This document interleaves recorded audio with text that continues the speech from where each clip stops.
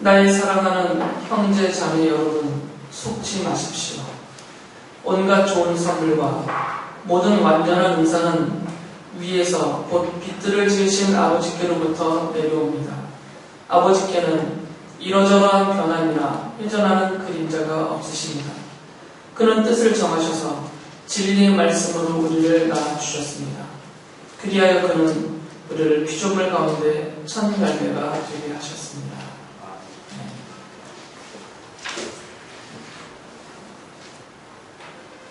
구약 성경에서 우리가 성경을 읽다 보면 막 마음이 불편해지는 그런 성경이 있어요. 그게 뭐냐면 잠언서거든요. 잠언서를 읽다 보면 나랑 수준차가 너무 나기 때문에 잠언의 말씀들이 지금 나의 실제 실상과는 너무나 차이가 많이 나기 때문에 읽다 보면 마음에 찔림도 있고 괴로움도 생기고, 야, 이거는 정말 꿈이다, 이상이다, 이렇게 해서 그냥 넘겨버리게 되는 게 잠언이거든요. 근데 신약 성경도 읽다 보면 물론 우리 주님의 말씀에 그런 부분들이 많이 있지만 성경을 이렇게 잘라서 본다면 잠언서처럼 비슷하게 우리가 읽을 때 정말 불편케 되는, 내 마음을 불편하게 만드는 그런 성경이 바로 야고보서입니다. 왜 그럴까요? 잠언서와 야고보서의 공통점은 뭘까요? 하라와 하지 말아가 너무 많기 때문에. 하라와 하지 말라는 것은 우리에게 꼬맹이들도 싫어하는 말이에요. 금제도 싫어요. 하지 마라 이 소리 듣기 싫어요. 그래서 아이들이 제일 먼저 배우는 말 중에 어떤 아이는 엄마보다 싫어를 먼저 한다네요. 예림이가 그랬다네요. 예림이가 엄마보다 싫어를 먼저 했대요. 하라 하지 마라가 싫다는 거죠, 아이는. 그만큼이나 우리 인간의 본성은 어린아이나 나이가 많이 드신 분이나 가릴 것 없이 우리 인간적인 본성 자체는 하라와 하지 마라를 거부하게 되어져 있습니다. 다른 사람들로부터 그런 말 듣기도 싫을 뿐더러 심지어는 하나님으로부터도 그런 말 듣는 것을 성도인 우리조차도 정말 싫어합니다. 그래서 야고보서 좋아하는 성도님들 별로 없습니다. 혹시 이 자리에 계시다면 정말 귀한 분들이에요. 왜 그러냐면 이 야고보서는 여러분이 이제 읽어보시면 1장부터 천천히 읽어보시면 아시겠지만 다 공격적이에요, 말이. 그럴 수밖에 없는 것이 이 야고보서를 쓴 예수님의 형제인 이 야고보 장로님이 야고보서를 쓸 때 공격적으로 썼어요, 의도적으로. 이것은 공격하는 편지죠. 칭찬과 위로와 격려를 하려고 쓴 편지가 아니라 공격하려고 쓴 편지예요, 처음부터. 그러다 보니까 서신서가 처음부터 끝까지 공격성이 띱니다. 그러다 보니까 우리는 당연히 어떻게 되겠어요? 야고보서도 우리를 공격하니까 여기서 항복하는 사람은 정말 믿음 좋은 사람이에요. 이 야고보서를 공격하시는 하나님의 말씀 앞에서 손들고 항복하면서 그렇습니다 주님하고 완전히 엎어지는 사람은 진짜 신실하신 분들입니다. 그러나 우리 인간의 본성은 목사가 돼서도 마찬가지입니다. 이 안에 이 방어적인 게 여전히 자리 잡고 있어서 야고보서가 공격해오면 방어하게 됐어요. 방어하는 방법은 뭘까요?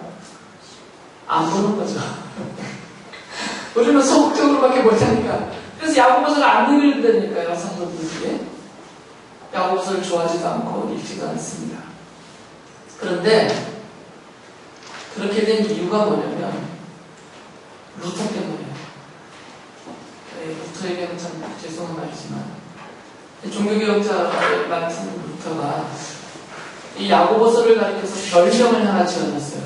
혹시 들으신 분들이 있는지 모르겠는데 이 야고보서를 놓고 루터가 지은 별명이 뭐냐면 야고보서는 지푸라기 서신이다.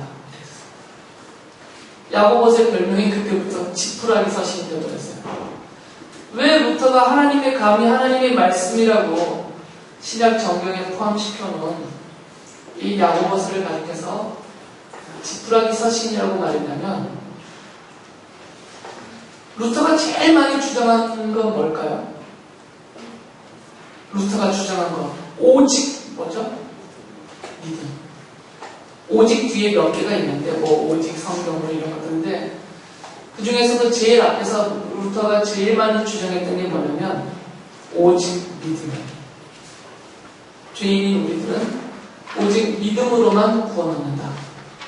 그러니까 루터는 로마 카톨릭에서부터 개혁하고 나오면서 원래 그 천주교의 사제였잖아요, 루터가. 그런데 그 천주교의 사제로서 몸담고 있다가 그가 성경을 스스로 읽고 연구하다가 그가 깨닫고 발견한 게 뭐냐면, 아, 구원은 오직 믿음으로만 얻는 것이구나, 이것을 깨달았어요. 그래서 어떤 종교적인 의식이나 인간의 선행과 공로로는 구원에 이를 수 없다, 이것을 알고 오직 하나님이 주시는 은혜로 그 믿음으로만 구원받는다, 이것을 그가 깨닫고 뛰쳐나온 것입니다. 그리고 그것을 가르치고 설명하기 시작했어요. 그런데 이 루터가 봤더니 루터가 야고보서의 본뜻을 모르는 것은 아닙니다. 그런데 이 야고보서가 루터가 그렇게 싸우며 목숨 내걸고 싸우며 주장하고 있는 이 오직 믿음으로만 얻는 구원에 대해서 정반대의 말을 하고 있는 것처럼 일반 성도들에게 이렇게 보여지고 알려지게 되버린 것이죠. 여러분들도 야고보서 그러면 딱 떠오르는 게 뭐예요? 유명한 구절 뭐예요? 행함이 없는 믿음은 죽은 것이다.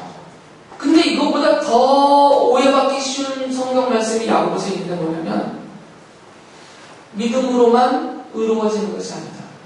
행함으로 의로워진다. 그래서 아브라함의 예를 들면서 아브라함이 자기 아들 이삭을 하나님 앞에 바치는 그의 그 행위가 그를 의롭게 만들었고 그의 믿음을 완전케 했다, 이렇게 말을 하고 있어요. 그러니까 이 말을 보면 오해하기가 쉬운 거죠. 고지못되는 그 문장을 그대로 읽으면 이제 로마 카톨릭의 주장처럼 되는 겁니다.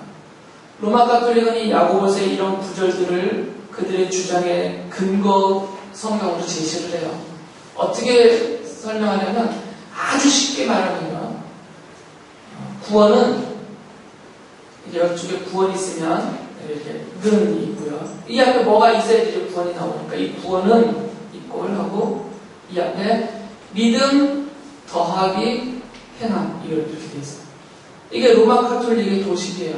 구원에 관한 도식. 믿음 더하기 행함이 있어야 완전한 구원이 이루어진다. 이게 카톨릭의 가르침이고, 많은 사람들이 이렇게 가르치고 있어요. 이단들은 더더욱 이것을 주장하고 있고요. 그것에 대한 이 구원의 도식에 대한 근거를 야고보서를 강하게 제시를 하죠. 여기서 실제로 말하고 있으니까. 그러다 보니까 성도들도 자기도 모르는 사이에 이런 인식이 자꾸 들어오게 돼버리는 거죠. 자기도 모르게. 아, 믿음만 갖고는 좋은가 보다. 성경이 이렇게 말해요, 야고보서가. 그래서 믿음의 어떤 일정한 행위가 보충이 되어야 이것이 완전하게 완성이 되어서 완전한 구원이 이루어지는 것은 아닌가, 이런 생각을 갖게 돼 있다고요. 그렇지 않아도, 이런 가르침이 없더라도 인간은 본연이, 이 본성 자체가 행위의 구원, 이것이 인간의 본성적인 구원론이에요. 모든 인류가 본성적으로 갖고 있는 구원관은 뭐냐면 행위 구원입니다. 내가 한 만큼 받게 돼 있다, 이것이 우리 인간의 본성이기 때문에 구원조차도 내가 어떤 신앙적인 종교적인 행위가 있을 때 그것의 결과로 주어지는 것으로 모든 인간이 이렇게 본래부터 알고 있었는데, 야고보서가 그 부분을 더 강력하게 입증해 주는 것처럼 이렇게 보인다는 것이죠. 그런데 결론을 제가 먼저 말씀을 드리면, 사실 야고보서는 행함을 강조하는 성경이 아닙니다. 그렇게 보일 뿐이에요. 그래서 야고보서의 가장 핵심 구절은 행함이 없는 믿음은 죽은 것이다. 이런 구절이 아닙니다. 그것도 부수적인 것이 사실은 야고보 장로가 하고 싶은 그 이야기를 설명하는 설명 문구 중에 하나일 뿐이에요. 그 얘기를 하려고 1장에서 5장까지 서신을 쓴 것이 아니고 야고보 장로가 원래 하고 싶은 얘기는 이것인데 이것을 설명하려다 보니까 그런 이야기들을 하게 되었다 그 말이에요. 바로 이게 뭐냐? 제가 오늘 설교를 통해서 드리고 싶은 얘기 바로 이거죠. 여러분 요것만 들으시면 확실하게 생각하시면 됩니다. 지금 야고보 장로가 하고 싶은 얘기는 뭐냐면 진정한 믿음이 무엇이냐 하는 거죠. 진정한 믿음이란 무엇이냐. 초대교회 당시에 예루살렘 교회, 또 뭐 안디옥 교회, 알렉산드리아 교회, 또 소아시아와 유럽에 수많은 교회가 세워져 있었는데 그런 교회들의 모습을 보니까 그 안에 이제 박해도 많았지만 교회 사람들이 많이 모였단 말이죠. 교회 안에 사람들이 모여서 들면서 모든 교회 안에 들어온 사람들이 다 어떤 생각을 갖고 있었냐면 나는 믿음이 있다. 그래서 나는 구원을 받는다. 다들 이렇게 생각했어요. 그런데 야고보 장로가 봤더니 그게 아닌 것 같아 보이는 거죠.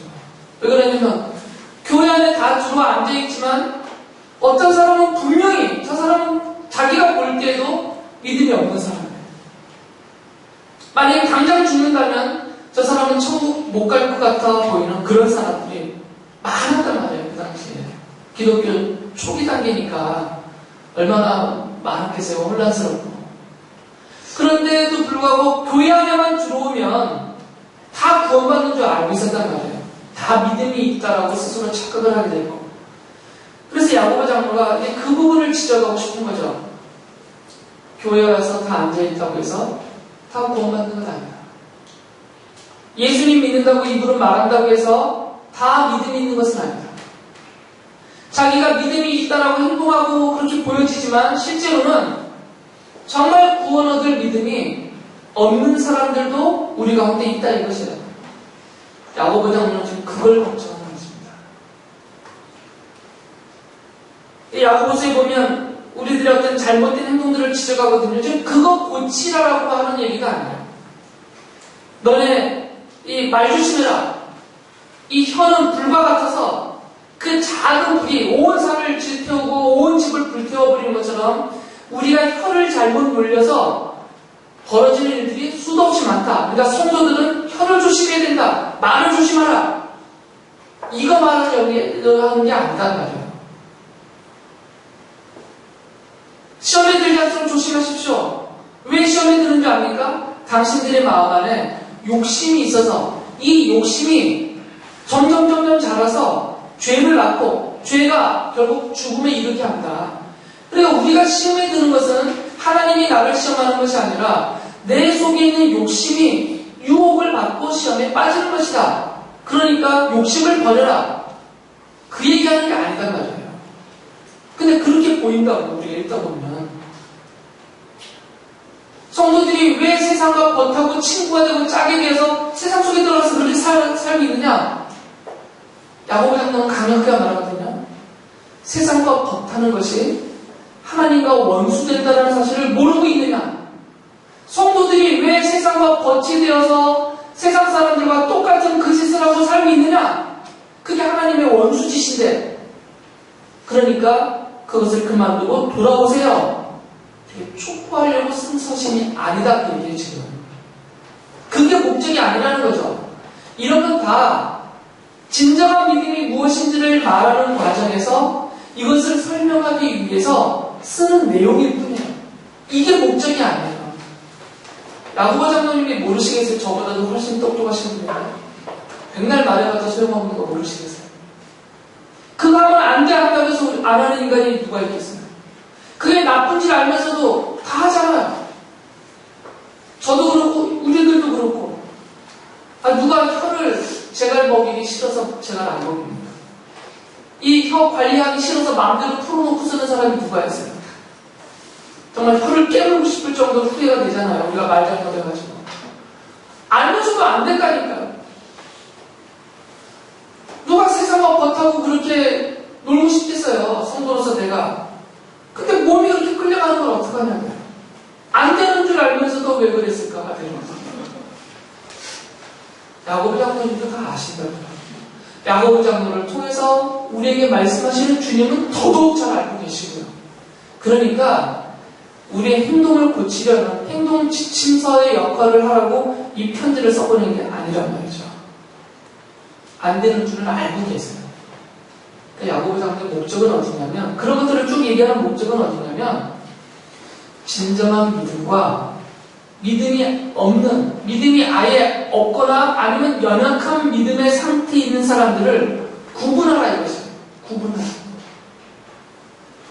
그러면서 앞에 부분에서 얘기한 게 뭐냐면, 교회 안에서의 차별에 대해서 얘기를 합니다. 야고보 장로가 그래요. 교회 안에 부자가 들어왔어요. 다 좋은 옷을 입고 막 보석을 치장하고 하인들을 이렇게 거느렸는지 모르겠지만 어쨌든 누가 봐도 엄청난 부자의 티가 나는 사람이 교회 안에 들어왔어요. 그러면 교인들이 저런 부자가 왔네. 예수님 믿기도 힘든데 부자면서 예수님도 잘 믿고 그래서 그를 막 떠받드는 거죠. 상석에 앉히고 우대한단 말이에요. 우대. VIP. 그런데 보니까 또 어떤 성도가 또 들어왔는데 옷도 꼬지지하고 얼굴도 막 대꾸는 흐르고 신발도 다 떨어지고 저같이 없어 보이는 사람이 들어왔어요. 그러니까 사람들이 거들떠도 안 보는 거죠. 아유, 저 모습으로 왜 왔어? 이랬어요. 거들떠도 보는 거 아니에요. 안 본다는 거죠. 실제로 그런 차별이 이 초대교회 안에 있었단 말이에요, 지금.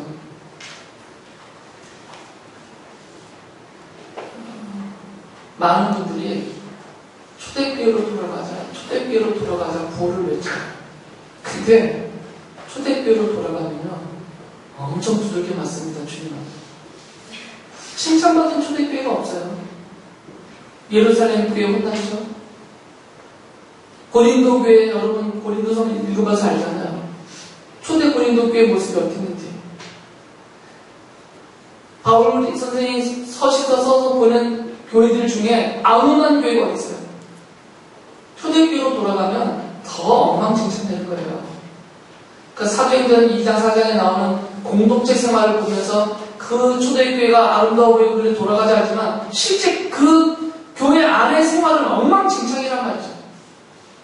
실제로 이런 차별교가 있었단 말이에요. 초대교회 안에. 왜 이런 차별을 하느냐? 야고보 장로 얘기는 뭐냐면 당신들 눈이 다 잘못됐다 그 말이에요. 차별하는 성도들 당신들 눈이 정 잘못됐다.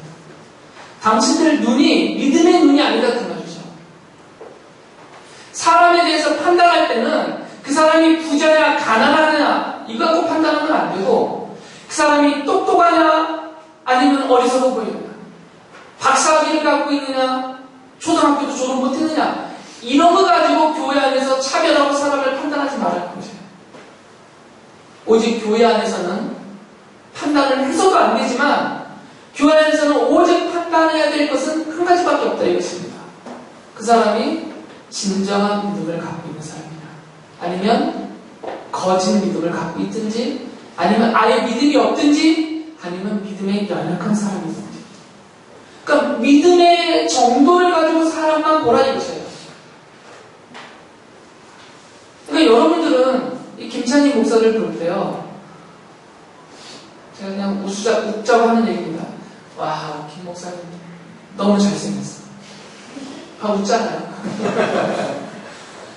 그런 거 신경 쓰거나 그런 걸로 판단하지 말아요. 뭐 얼굴이 동안이야 뭐 이런 거 말고. 또 남성도들은 여성도들 볼 때 와, 저 성도님 정말 예쁘다. 뭐 늘씬하다. 뭐 옷도 잘 입는다. 몸매도 좋고 옷매도 좋다. 이딴 거 신경 쓰지 말아요. 우리 장로님은 뭐 돈이 많이 없으시니까 제가 이런 표현해서 아무 문제 안 돼요. 야, 저 장로님은 뭐 재벌에다가 11조를 뭐 한 달에 뭐 1억씩 하고 그런 거하고 우대하지 말아 그거죠. 이거는 교회 바깥에서 하는 얘기들이에요. 교회 안에서는 오직 믿음이 있냐 없냐만 보는 거죠. 김찬희 목사를 여러분이 볼 때도 말 잘하고 설교 잘하네 이런 거 얼굴 어떤 이런 거 보지 말고 저 사람이 진짜 믿음의 사람이고 정말 믿음으로 성경을 해석하고 정말 믿음으로 성경을 그대로 받은 대로 전하고 있느냐 이것만 보라 이거죠. 서로를 볼 때도 그런다 그 말입니다. 누가 사장이냐 어떤 이런 거 보지 말라는 거죠. 그래서 사실 제가 교회 안에서는 여러분 세상에서 갖고 있는 직함을 잘 안 불러요. 어색해서 부르는 경우는 있지만 제가 항상 부르는 것은 성도님이에요. 혹시 교회에서 저희 교회에서 임명한 직분들이 있을 때는 직분을 같이 부르지만 그렇지 않은 경우는 저는 다 성도님이라고 부르는 걸 좋아해요. 왜 그러냐면 그 세상적인 직함을 붙여버리면 벌써 거기서부터 차별대가 되거든요. 우리 교회는 그런 분들이 별로 없지만 한국에는 사장님과 그 밑에 있는 직원이 함께 교회 나오는 교회들도 많잖아요. 위에 가서 그런 분들도 많고 큰 회사들이 많으니까. 근데 회사에서도 사장님인데 교회 와서도 사장님 해버리면 벌써 거기서부터 기가 죽고 들어가는 거잖아요. 차별이 되고. 그러니까 지금 야고보 장로 하는 얘기 다 그 얘기예요. 혀에 대한 얘기든 차별대우에 대한 얘기든 시험에 대한 이야기든 세상을 버타는 얘기든 유혹을 받는 얘기든 무슨 얘기든 간에 그 모든 일들은 원인은 한 가지밖에 없다 이것입니다. 우리 안에 있는 믿음의 증거다라는 것입니다. 특히 야고보 장로가 정말 열을 내듯 표현하시는 것은 뭐냐면 차별대우하는 것이었어요. 사람을 깔보고 판단하고 차별하는 것이죠.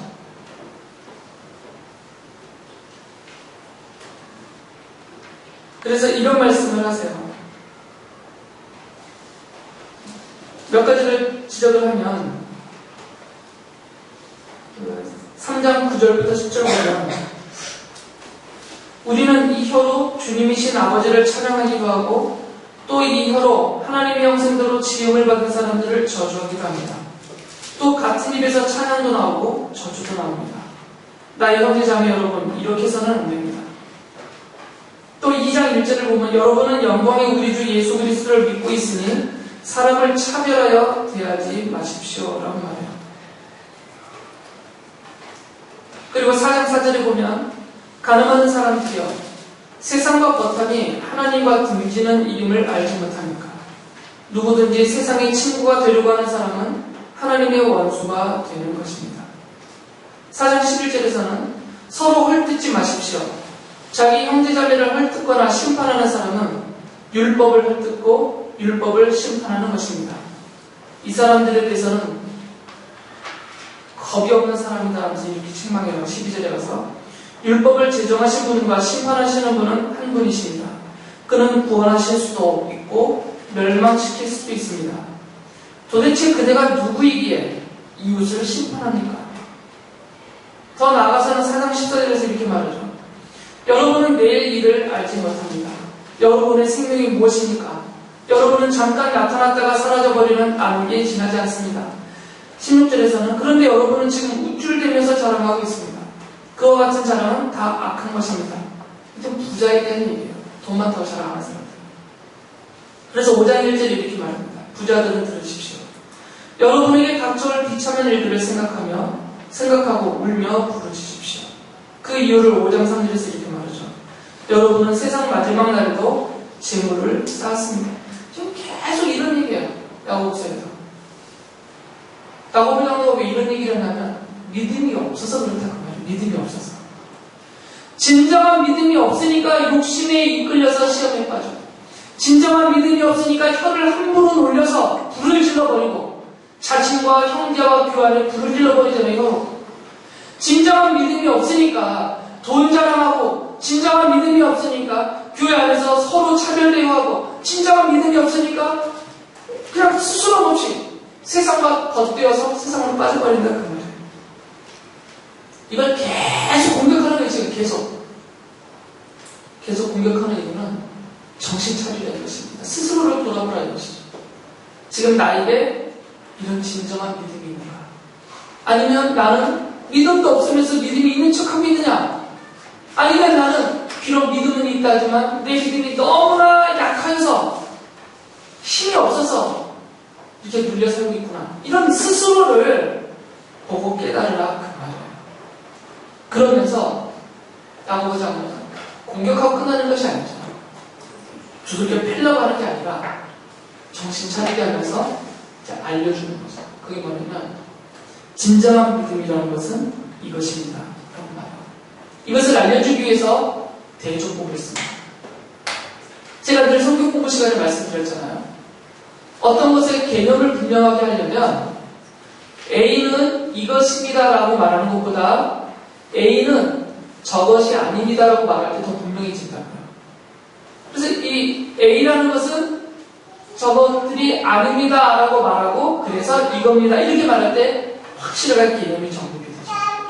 그래서 이 야고보 장로도 진정한 믿음이 무엇이냐를 말할 때 이것이 진정한 믿음입니다 라고 말하기 전에 먼저 진정한 믿음이 아닌 것이 무엇인지, 진정한 믿음이 없는 사람의 삶의 모습이 무엇인지를 먼저 쭉 얘기하는 것이에요. 그리고 나서 반대로 이거와 대조되어서 그럼 진정한 믿음은 무엇이고 진정한 믿음이 있는 사람은 이 사람들과 어떻게 다른 삶을 살면서 그 증거로 삶을 보이고 있는가, 대조를 쭉 해나가는 게 야고보서의 구절입니다.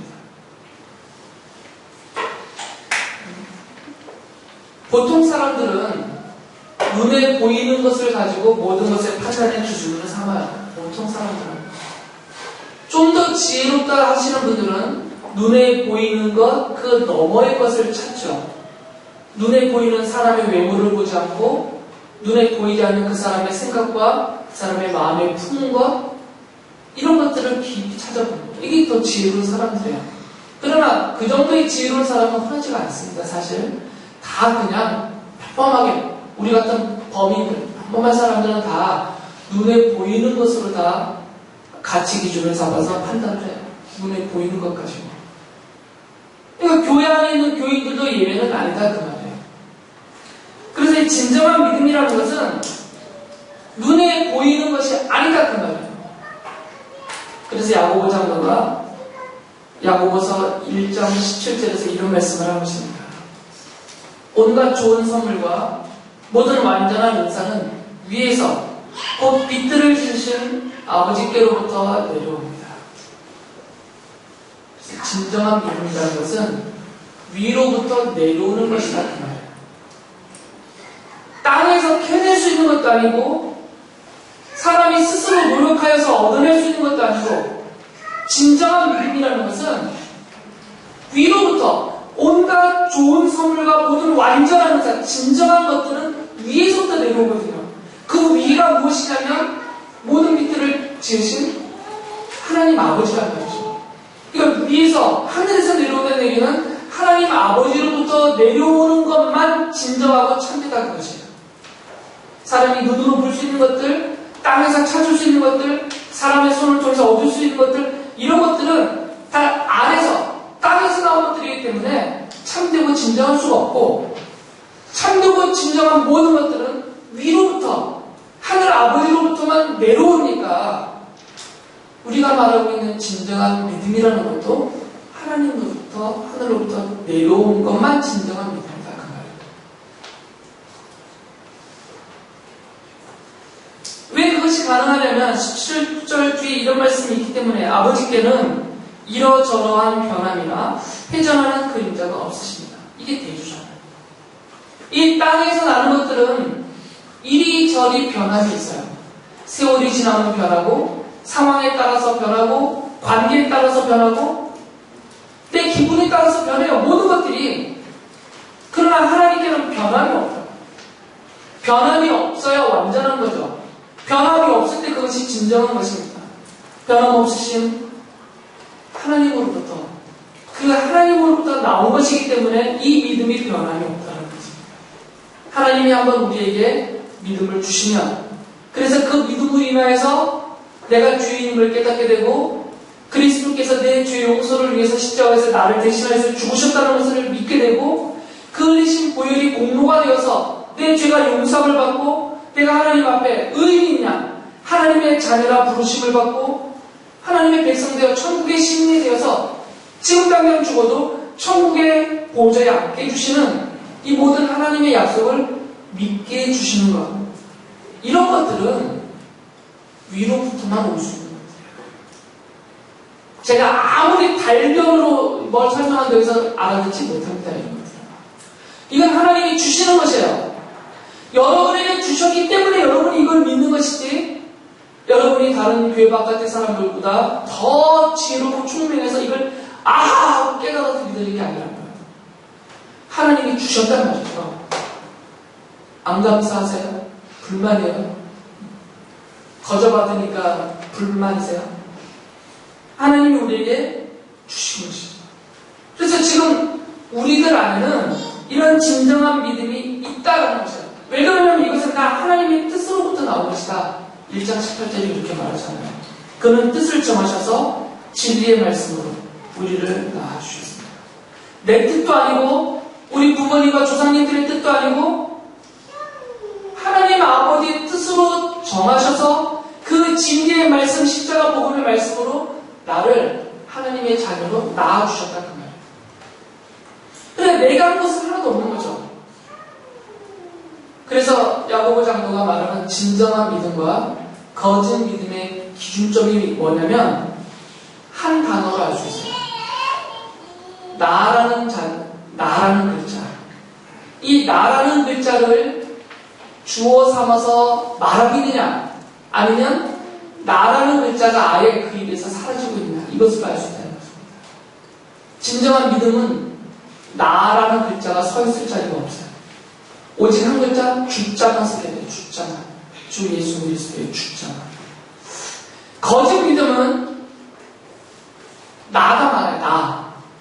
그러나 진정한 믿음은 나는 점점점 없어져요. 없어질 수밖에 없어요. 내 게 아니니까. 주자만 남는단 말이죠. 주자만. 그래서 야고보 장로가 지적한 이 모든 내용들은 다 나가 주체가 됐을 때 벌어지는 현상들이에요. 그러니까 그건 아니다 이것이죠. 그래서 성도들에게 정신 차리라 이것입니다.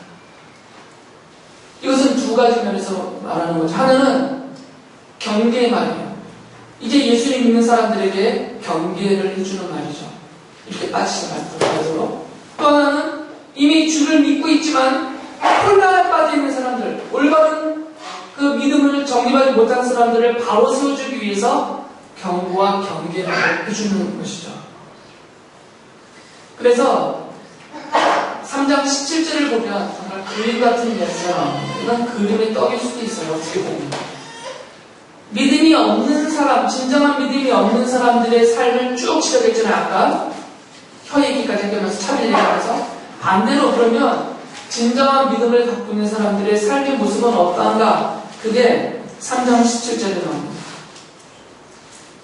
그러나 위에서 오는 지혜는 좀 위로부터 온 것이에요. 우선 순결하고, 다음으로 평화스럽고, 친절하고, 온순하고, 자비와 선한 열매가 풍성하고, 편견과 위선이 없습니다. 이제 우리는 다 지옥 가게 생겼어요. 이런 사람이 어디 있어요? 그래서 제가 좀 온유한 편이잖아요. 근데 실제로는 안 돼요. 저도 욱하는 성질이 있습니다. 다 참다. 저도 이걸 읽으면서 야 이건 내 얘기가 아니구나 라고 이렇게 돼요. 야고보 장로는 근데 이것을 강력하게 말합니다. 위로부터 온 지혜, 곧 위로부터 내려온 좋은 선물과 완전한 은사, 하나님으로부터 내게 주어진 진정한 믿음을 말하죠. 이 믿음을 받게 되면 사람이 이렇게 바뀐다 그 말이에요. 그러니까 이것은 완전체를 말하는 거죠. 완전체라는 말이 뭐냐면 점점 이렇게 변해간다 그 말이에요. 우리가 진정한 믿음을 받는 순간 뭐 세일러문처럼 확 이렇게 변신해서 변해지는 게 아니라 점점 우리 아이들이 자라나듯 점점 자라나는 거죠. 그래서 진정한 믿음을 받게 되면요, 선물을 받으면 점점 순결해져 가려고 애를 쓰고 순결해져 가요. 점점 평화스럽고 점점 친절하게 되고 점점 온순하게 되고 점점 자비와 선한 열매가 풍성하게 맺혀지고 점점 편견과 위선이 사라지게 돼 있어요. 그러면 꼭 하는 말 있죠. 나는 성격과 성질이 원래 그래요. 이런 분들이 계세요. 근데 그것까지도 바뀐다니까요. 그것까지도 바뀝니다. 그런 분들은 정말 많아요. 안 된다고 말하면 그거는 자기 방어일 뿐이에요. 사람 때려 죽였던 살인자들도, 도끼를 휘둘렀던 사람들도 주의 십자가 복음 앞에서 온순한 양처럼 변했어요. 실제로. 그러니까 바뀐단 말이에요. 이렇게 점점. 그러니까 이것은 완전체의 모습이고요. 거기를 향해서 가게 돼 있어요. 그러나 반대로 진정한 믿음이 없는 사람들은 세상과 짝면서 하나님과 등져버렸기 때문에 이쪽으로 가지 않고 등을 지어서 세상으로 가는 거죠. 세상으로 가니까 야고보 장로가 야고보서에서 지적한 그런 일들이 점점 심해져 가는 겁니다. 점점 차별이 많고 점점 유혹에 빠지고 점점 욕심에 사로잡히고 점점 혀가 더 큰 풀을 일으키고 점점 세상과 짝해 가게 되는데 점점 이게 등져서 나가는 겁니다. 지금 여러분이 지금 이쪽으로 점점 있다면 이건 심각한 거예요. 복음을 다시 들으셔야 됩니다. 그러나 여러분이 자연스럽게 지금 이쪽으로 점점이죠? 제가 눈치를 살피고 있는데 아니에요? 저는 다 그렇게 믿고 있는데 여러분들이 믿음을 받았기 때문에 점점 이쪽으로 가고 있잖아요. 지금 완전하진 않지만 아까 완전체는 아니라고 했잖아요. 완전하진 않지만 점점 이렇게 가고 있단 말이에요. 지금 저는 여러분들 보면 그걸 보이는데 제 눈에는 본인들만 모르세요? 제가 알고 있는 여러분들의 모습을 보면 정말 점점 이렇게 가고 있어요. 점점 이쪽으로. 조금 빨리 가는 분도 있고 더디 가는 분도 있지만 점점 이렇게 가고 있어요. 이게 믿음이 있는 증거라는 거죠. 그런데 반대로 이쪽으로 점점 빨라지고 있다면 여러분 믿음 없는 사람이야. 이거는 제가 여러분 눈치 보면서 부드럽게 말할 수 있는 내용이 아닙니다. 이건 단호하게 말입니다. 여러분이 지금 내가 진짜 믿음이 있는 사람이냐 없는 사람이냐 그거 알라고 좀 야고보서를 써주신 거예요. 그거 알라고. 내가 정말 믿음이 있는 사람인가. 그럼 나는 점점 이렇게 가고 있다니까요. 근데 나는 믿음이 없다. 그럼 나는 여전히 이쪽으로 가고 있거나 아예 이쪽 속에 묻혀있는 사람입니다. 여전히. 이건 여러분이 스스로 구별을 하셔야 돼요. 그래서 이쪽이 걱정되는 분은 십자가의 복음을 다시 받으시죠.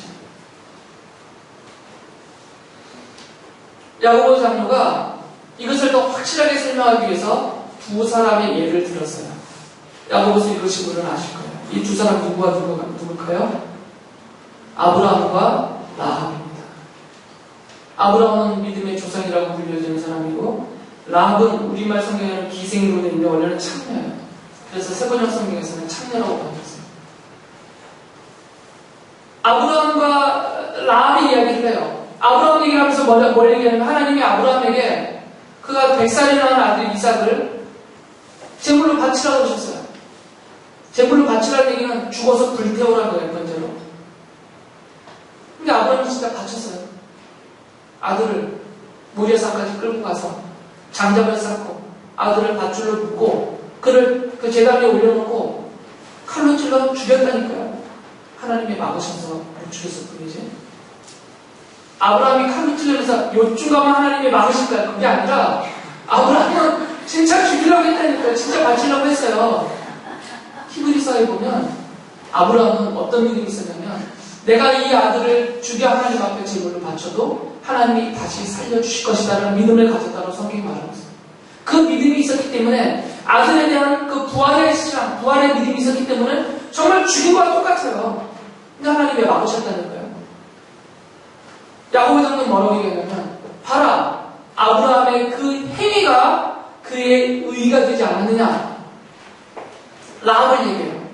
이 창녀의 라합은 이스라엘이 가나안 땅을 점령하러 들어갈 때 여리고성을 쳐야 되는데 먼저 정탐하러 정탐꾼을 들여보냈어요. 근데 이 정탐꾼이 발각이 돼서 도망을 치는데 이 라합이 자기 집에 숨겨주고 몰래 성 밖으로 줄을 내려줘서 도망가게 만들어줬어요. 그리고 그 집을 쳐들어온 자기네 동족이잖아요. 동족들에게는 거짓말했어요. 이미 이 사람들은 어디 가는지 모르겠다. 그리고 나중에 여리고성이 무너질 때 라합만 살았단 말이에요. 이 두 사람이 얘기를 하면서 야곱 장로가 한 얘기 이거예요. 이 두 사람이 어떻게 의롭다 칭함을 받았느냐? 그들이 믿음으로 된 줄 아느냐? 그들이 이 의로운 행동을 했기 때문이다. 이들의 행위가, 이 의로운 행위가 하나님 앞에 의로 인정을 받고 믿음으로 인정을 받은 것이다. 그 얘기를 했어요. 여기서 오해가 생겨버린 거죠. 사실은 야곱 장로가 할 얘기가 뭐냐면 아브라함과 라합의 행동을 보여주면서 그들의 행동, 아브라함이 아들을 바친 행동, 라합이 정탐꾼들을 살려주는 행동, 그 행동 자체가 그들의 믿음이다 그 말이에요. 그러니까 처음에 사람들이 오해하는 구원의 도식은 뭐냐면 믿음 더하기 행동이었어요. 그런데 야곱 장로가 얘기하는 구원의 도식은 그게 아닙니다. 믿음은 행위다 그 말이에요. 믿음과 행위를 같이 보는 거예요. 믿음과 행위를. 믿음은 보이지 않으니까 그 있는 믿음이 행위로 나타난다는 거죠. 그래 그 행위만큼이 그 사람의 믿음이다 그 말이에요. 행위와 믿음은 떨어지는 게 아닙니다. 이것은 하나인 거죠. 동전의 양면이 아니라 이것은 아예 하나예요. 하나. 믿음이 곧 행위인 것이죠. 우리는 이것을 구별하고 있어요. 애써서 내가 그렇게 못 사니까. 나는 믿음은 있지만 행함은 못 따라갑니다. 우리는 스스로를 변화하기 위해서 우리가 구분하고 있지만 사실은 믿음과 행위는 하나예요. 하나. 그러니까 믿는 만큼 행동하게 돼 있다고요. 여러분의 믿음의 정도만큼 여러분이 믿음의 삶을 살게 되는 것이죠. 지금. 그래서 결론은 이것입니다.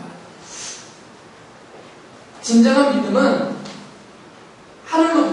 하나님으로부터 우리에게 값없이 주어지고 우리에게 베풀어진 은혜입니다. 이것은 우리가 다 받은 것이에요. 이미. 그러나 이 믿음이 있느냐 없느냐라는 것은 우리의 행함으로 판명된다라고요. 성도의 행함은 그 믿음만큼 드러나는 거니까. 비록 완전하진 않아도 우리는 이 완전체로 제시해 주신 야고보서 3장 17절의 완전한 믿음의 소유자들의 삶의 모습처럼 지금 닮아가고 있어요. 점점점. 그러니까 이거는 잘못된 게 아닙니다. 그러나 문제는 스스로 모르고 사는 게 문제인 거죠. 모르고 사는 게. 많은 성도들이 이것을 모르고 삽니다. 그래서 행동에 대해서 뉘우치지 않습니다. 행동에 대해서 별 신경 쓰지 않습니다. 믿음으로만 얻는 구원을 강조하다 보니까 성도의 삶이 어떠하든 별로 신경을 안 쓴다 이것입니다. 야고보 장로가 이렇게 결론적으로 말했어요. 우리 인생이란 무엇인지 아느냐? 아침 안개와 같다. 우리 인생은 아침 안개와 같다. 그래서 부자도 자랑할 것 없고 잘났다고 자랑할 것도 없고 가난하다고 슬퍼할 것 없고 연약하다고 해서 나중까지 것 없다. 아침 안개와 같다. 해도 사라지는 아침 안개. 우리 인생이 그와 같다는 것이죠. 이제 우리는 조금 있으면 천국문을 열고 하나님 약속하신 천국의 보좌에 올라앉게 될 것입니다.